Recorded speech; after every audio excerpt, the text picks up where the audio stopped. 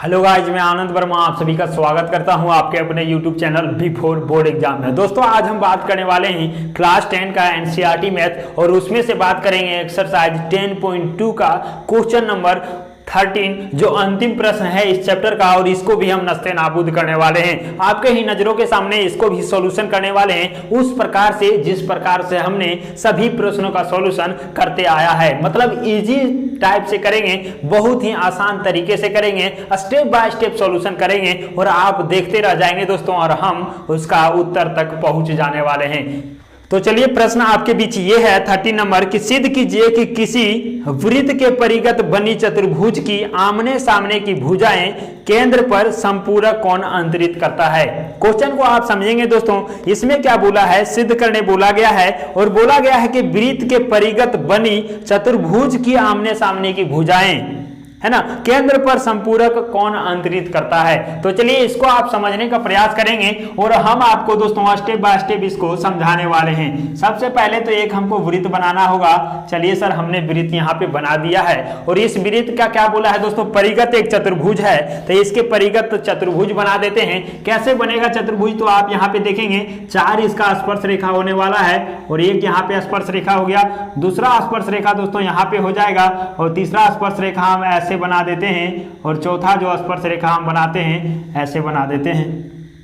तो यहां से हमने क्या देखा, ये हमारा जो बन गया ये चतुर्भुज बन गया, वृत्त के बाहर ये चतुर्भुज बन चुका है। ठीक है, तो इसको हमने बना दिया। इसके बाद हम क्या करते हैं दोस्तों, बोला गया है इसमें कि भुजाएं केंद्र पर संपूरक कोण अंतरित करता है, आमने सामने की भुजा। इसका हम यदि नामांकन करते हैं दोस्तों, तो यहाँ पे क्या हो जाने वाला है नामांकन, आप इसका नामांकन को देखेंगे तो इसका हम नाम ए रखते हैं, इसका नाम बी, इसका नाम सी और इसका नाम हम डी रख देते हैं। तो क्या बोला है कि ए बी जो होगा वो डी सी, और ये क्या है, दोनों आमने सामने है, मतलब ए बी डी सी के आमने सामने है और वहीं पे ए डी जो है वो बी सी के आमने सामने है। तो यहाँ पे दोस्तों इस भुजा के द्वारा कैसे कोण बनने वाला है केंद्र पर, ये आप देखिए यहाँ पे क्या होगा, ये सेंटर होगा और सेंटर जैसे ही हो गया तो आप यहाँ पे ध्यान देंगे, ये क्या है, स्पर्श रेखा है तो इसको हम P मान लेते हैं, ये क्या है तो यहाँ भी स्पर्श बिंदु है, ये Q और ये हमारा R और इसको हम S मानते हैं। और इस प्रकार से जब हम मान लिए दोस्तों,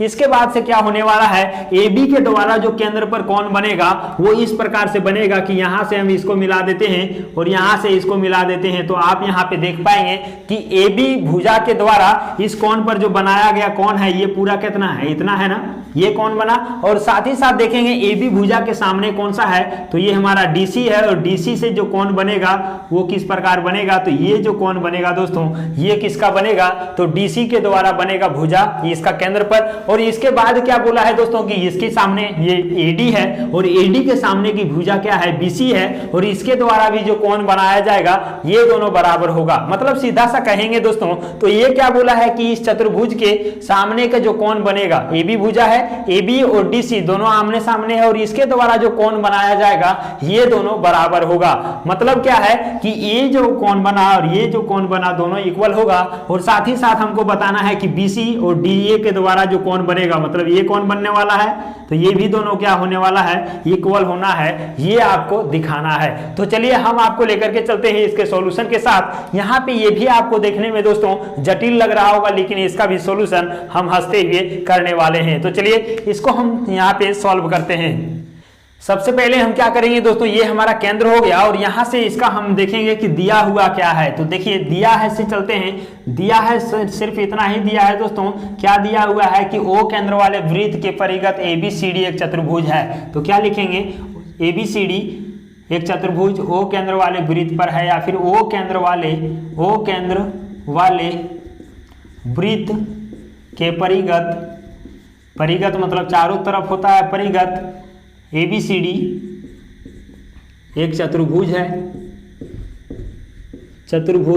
या फिर चतुर्भुज ABCD है। तो ये हमने क्या किया, जो दिया हुआ था वो कर दिए। अब हमको दिखाना क्या है दोस्तों, इसमें सिद्ध करना है या फिर दिखाना है। यहां पे क्या लिखेंगे, सिद्ध करना है, सिद्ध करना है। क्या करना है दोस्तों? आमने सामने की कोण, तो आमने सामने का क्या होगा? ए बी के सामने बनेगा ये वाला कोण, इसका नाम क्या लिखेंगे? Angle A O B. और इसका डी सी के सामने कौन होगा? ये वाला कोण, और इसका नाम लिखेंगे डी ओ सी। तो यहाँ पे हम लिखने वाले हैं कि एंगल क्या लिखेंगे? ए ओ बी, ए ओ बी, और ये जो होगा प्लस क्या होना चाहिए? डी ओ सी। तो ये हमारा क्या हो गया? डी ओ सी, और दोनों को जोड़ेंगे तो ये हमारा 180 के बराबर होना चाहिए। और साथ ही साथ बोला है कि इसके सामने का ये कोण और इसके सामने का ये कोण, दोनों का योग जो होगा वो 180 होगा। तो देखिए इसका नाम क्या लिखेंगे? ए ओ डी। तो यहाँ से लिख देते हैं ए ओ डी, और प्लस क्या होगा? ये वाला एंगल जिसको लिखेंगे बी ओ सी।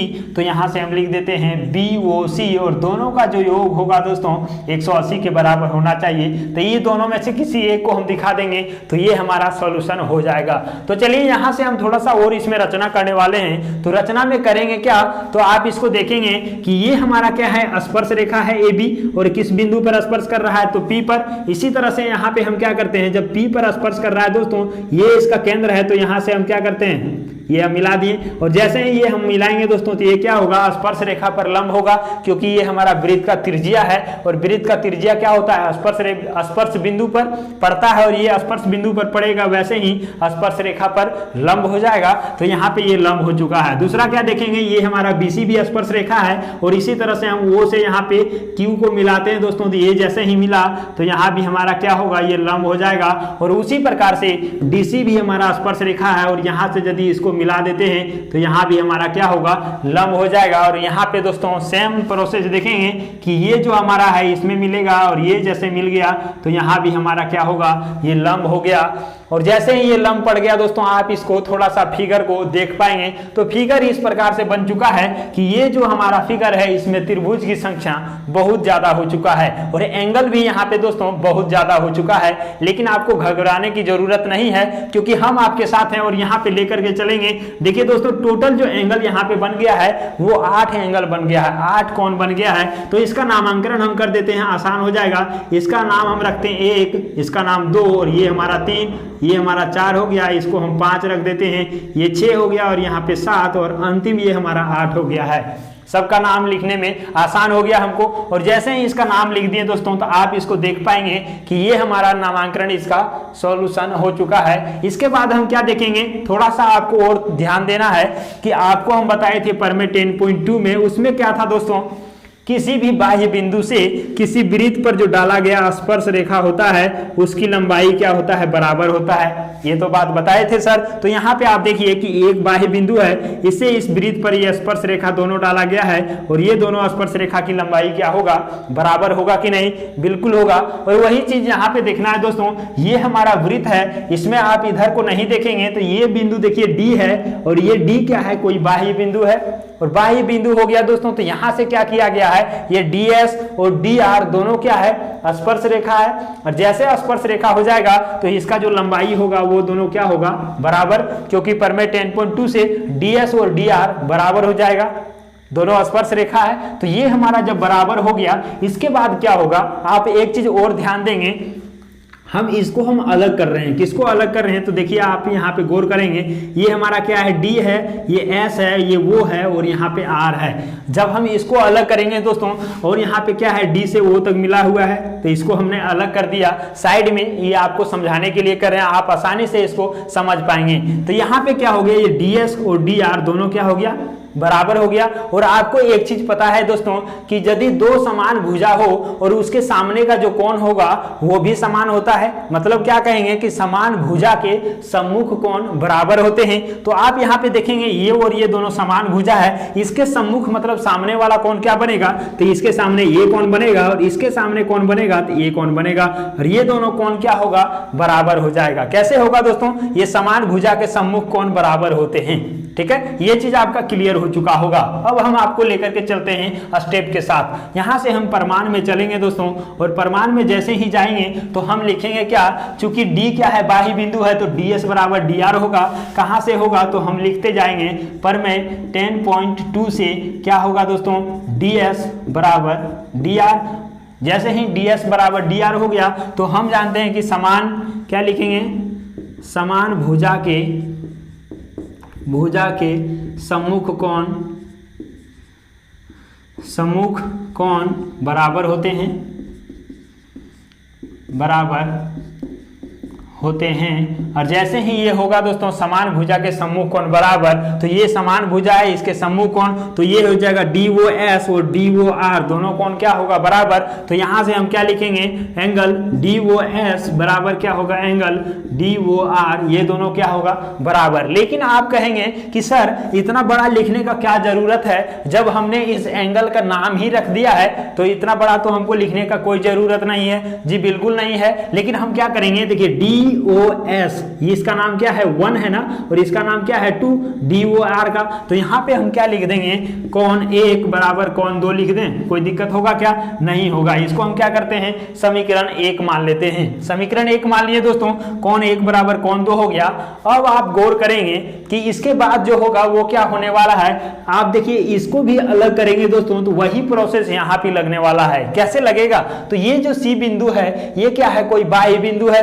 आप देखेंगे कि वृत्त यहीं पे है और इसका ये बाह्य बिंदु है, और जैसे ये बाह्य बिंदु हो गया दोस्तों, तो आप यहाँ पे देखेंगे कि CQ और CR दोनों क्या है, स्पर्श रेखा डाला गया है वृत्त पर। जिस तरह से हम इसको अलग करके बताए थे उसी प्रकार से क्या है, ये C से CQ और CR दोनों स्पर्श रेखा है, तो दोनों स्पर्श रेखा हो गया, तो ये दोनों भी क्या हो जाएगा, बराबर होगा कि नहीं, बराबर हो गया। और जैसे ये दोनों बराबर होगा दोस्तों, इसके सामने का ये कोण और इसके सामने का ये कोण बराबर होगा। मतलब सीधा सा कहें तो कोण 3 और कोण 4 क्या होगा, बराबर होगा। तो यहाँ पे भी हम लिख देते हैं कोण 3 बराबर कोण 4 और इसको हम मान लेते हैं 2 नंबर। ये हुआ कैसे, तो आप कहेंगे कि CQ और CR क्या होता है बराबर, CQ बराबर CR, तो इसीलिए क्या हो जाएगा, इसके सामने का संगत कोण भी क्या होगा बराबर। तो कोण 3 किसके बराबर हो गया, कोण 4 के बराबर हो गया। अब सेम प्रोसेस यहाँ पे हम लेकर के चलेंगे इसमें, और इसमें जैसे देखेंगे दोस्तों यहाँ भी वही होने वाला है। ये जो B है ये क्या है, बाह्य बिंदु है ना, और जैसे ही बाह्य बिंदु हो गया तो किसी वृत्त के बाह्य बिंदु से स्पर्श रेखा जो खींचेंगे, ये क्या होगा, स्पर्श रेखा यहाँ पे डाला गया है BP और यहाँ से BQ, और ये दोनों स्पर्श रेखा की लंबाई बराबर होगा। क्यों, पर मैं 10.2 आप आसानी से देख पाएंगे, समझ पाएंगे। तो ये दोनों हमारा जब बराबर हो गया तो इसके सामने का कोण 6 और इसके सामने का कोण 5 क्या होगा, बराबर होगा। तो क्या लिखेंगे, एंगल 5 बराबर क्या होगा, एंगल 6, और ये हमारा क्या होगा, तीसरा नंबर इक्वेशन इसको मानेंगे।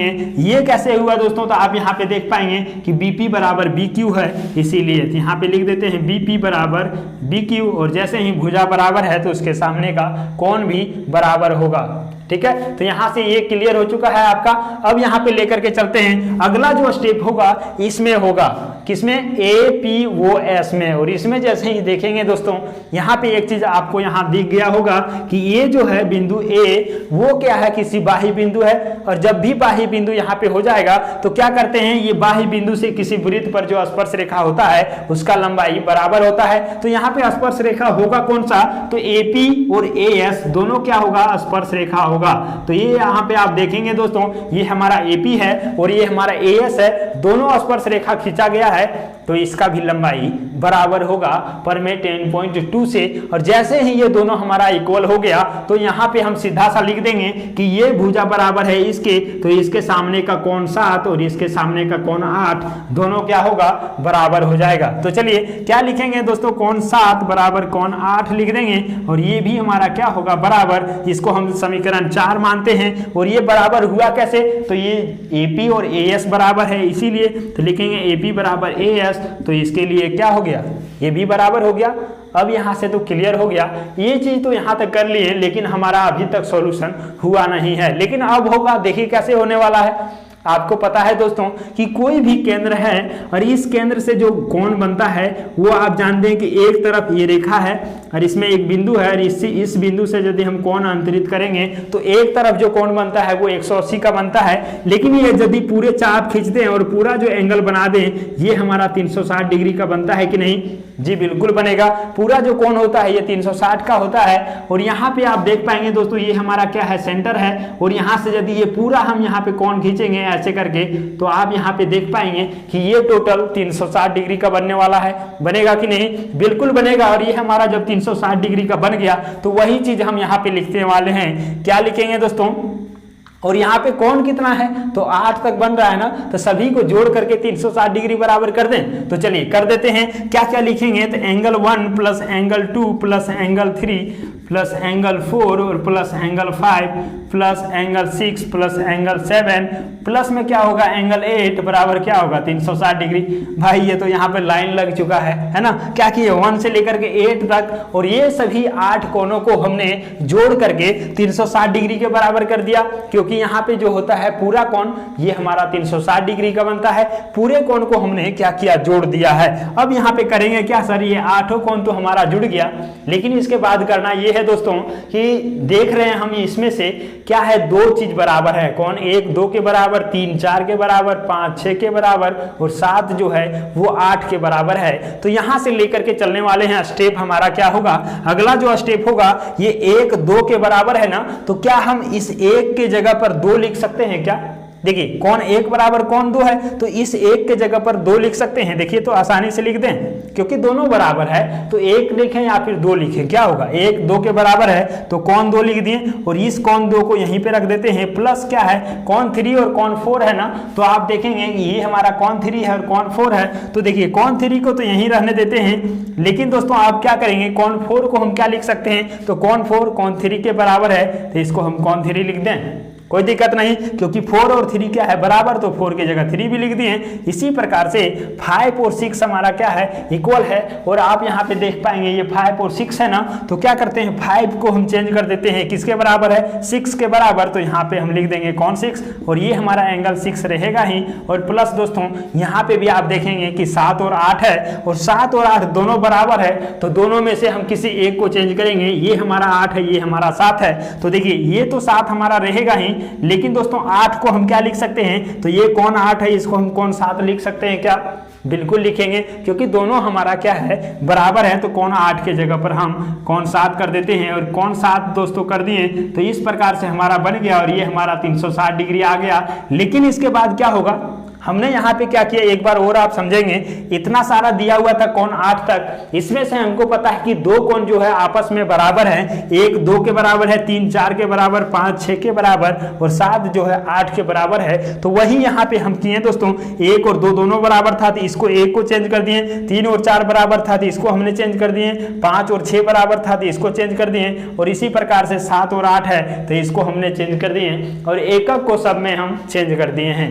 इसके बाद आसान बन जाएगा। क्या आसान बनेगा, तो देखिए यहाँ पे आप देख रहे हैं 2 कौन है ना, ये क्या है 2 कौन 2 है, तो इसको हम क्या लिखेंगे 2 कौन है ना, तो इसमें देखिए 2 2 सब दिख रहा है, यहाँ पे 2 भी 2 है, 3 भी 2 है और 6 भी 2 है, 7 भी 2 है। तो इसको हम क्या करते हैं, देखिए 2 को बाहर ले लें, पहले क्या करते हैं एक स्टेप और लिखते हैं। देखिए 2 कौन 2 लिखेंगे, ये तो हमारा क्या हो गया 2 कौन 2 प्लस क्या होगा 2 कौन 3 2 कौन 3 और यहाँ पे क्या होगा प्लस 2 कौन 6 होगा और प्लस में क्या होगा 2 कौन 7 होगा।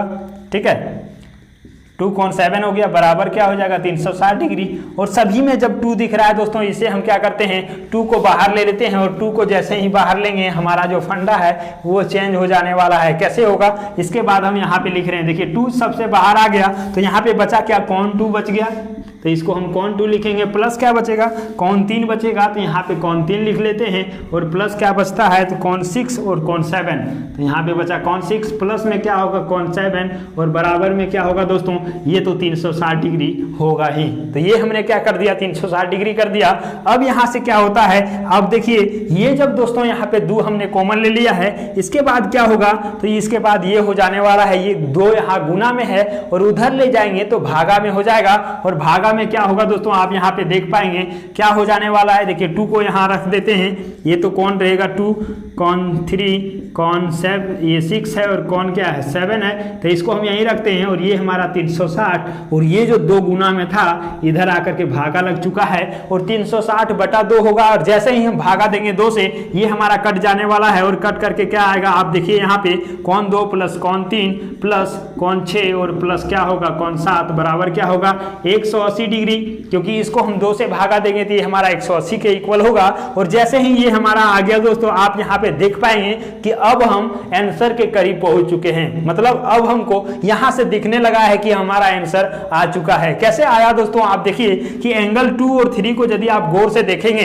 तो कहां पे आपको दिखेगा, एंगल 2 कहां पे आपको नजर आ रहा है, तो कहेंगे सर यहां पे हमारा एंगल 2 है और एंगल 3 कहां पे है, तो एंगल 3 यहां पे है। मतलब दोस्तों ये दोनों कोण को हम मिला देंगे तो हमारा क्या बनने वाला है, तो कहेंगे सर DOC बन जाएगा। तो ये हम क्या करते हैं, एंगल 2 और एंगल 3 को टोटल को हम DOC लिख सकते हैं। साथ ही साथ आपको ये भी देखना है दोस्तों कि एंगल 6 और एंगल 7 है, तो एंगल 6 और 7 कहां पे दिख रहा है, तो एंगल 6 ये रहा और एंगल 7 ये रहा। दोनों को यदि हम कंबाइंड रूप से देखेंगे दोस्तों, दोनों जोड़ में है ना, तो इसको यदि हम जोड़ेंगे ये वाला एंगल और ये वाला एंगल को, तो हमारा बनेगा AOB और इस प्रकार से ये हमारा बन जाने वाला है। क्या बनेगा, 2 और 3 को जोड़ेंगे तो ये 2 और 3 है तो ये हो जाएगा DOC। तो हम यहाँ पे लिख देते हैं एंगल DOC और प्लस में देखेंगे 6 और 7 है, तो 6 यहाँ पे ये है और 7 ये है और ये दोनों एंगल को जोड़ेंगे तो हमारा बनेगा AOB। तो इसके जगह पर हम क्या लिखते हैं, एंगल AOB और दोनों को जब जोड़ दिए दोस्तों तो वो हमारा किसके बराबर हो गया, 180 डिग्री के बराबर हो गया कि नहीं, हो गया। और यही चीज हमको क्या करना था, यहां से लाना भी था। आप यहां पे देख पाएंगे कि AOB बराबर क्या है, DOC। तो यहां पे देखिए AOB और प्लस में क्या है, DOC और इक्वल टू क्या करना था, 180 डिग्री के इक्वल करना था। और यहां से जो हमारा ये स्टेप आया ये क्या आ गया दोस्तों, उसी के इक्वल आ गया कि नहीं, आ गया। तो जब ये हमारा DOC बराबर प्लस में क्या आ गया, AOB बराबर 180, तो इसी प्रकार से क्या होगा, AOD और फिर BOC दोनों को यदि हम जोड़ेंगे दोस्तों तो ये भी क्या होगा, 180 के इक्वल होगा। तो यहाँ पे ये दूसरा नंबर भी अपना क्या हो जाएगा, सिद्ध हो जाएगा, प्रूव हो जाएगा। तो यहाँ से आप देख पाए कि DOC और AOB मतलब इस वाले एंगल को और इस वाले एंगल को यदि हम जोड़ें तो हमारा 180 के इक्वल आया। तो वही क्वेश्चन में बोला गया था कि किसी भी वृत्त के जो चतुर्भुज है, बाह्यतम मतलब परिगत जो चतुर्भुज है उसके सामने वाले जो भुजा है, उन सामने वाले भुजाओं के द्वारा केंद्र पर जो कोण अंतरित किया जाता है उस कोण का जो योग होगा वो 180 डिग्री के बराबर होगा। तो आप यहाँ पे देख पाएंगे AB के द्वारा इस कोण को निर्माण किया गया और साथ ही साथ DC के द्वारा ये कोण बनाया गया और ये दोनों कोणों को जब हम जोड़ दिए दोस्तों तो ये हमारा 180 के बराबर हो गया कि नहीं, हो गया, यहाँ पे 180 के बराबर हो गया। और इसी तरह से यहाँ पे आप चलेंगे तो ये दोनों कोणों को यदि हम जोड़ेंगे दोस्तों तो ये भी हमारा क्या होगा, 180 होगा। तो यहां से हमारा दोनों चीज क्लियर हो चुका है और यहां से आप इस क्वेश्चन का भी सॉल्यूशन बेहतरीन तरीके से कर पाए होंगे, ऐसा हमें उम्मीद है। तो ये क्वेश्चन हमारा जो 30 नंबर प्रश्न था एक्सरसाइज 10.2 का अंतिम प्रश्न था दोस्तों, और इसको भी हमने क्या कर दिया, जामा पहना दिया, मतलब पूरा सॉल्यूशन हो चुका है। अब आप यदि बनाने बैठेंगे तो इसके बाद से आपका एक भी प्रश्न नहीं छूटना चाहिए, ऐसा हमें उम्मीद है। तो ये वीडियो आपको कैसा लगा कमेंट बॉक्स में जरूर बताइएगा। वीडियो अच्छा लगा होगा तो चैनल को सब्सक्राइब कर दीजिएगा, वीडियो को लाइक करके अपने दोस्तों के साथ शेयर भी कर दीजिएगा। तो हम आपसे लेते हैं विदा और मिलते हैं नए जोश, नए एनर्जी और नए उत्साह के साथ अगले चैप्टर के साथ। तब तक के लिए bye, take care and love you all.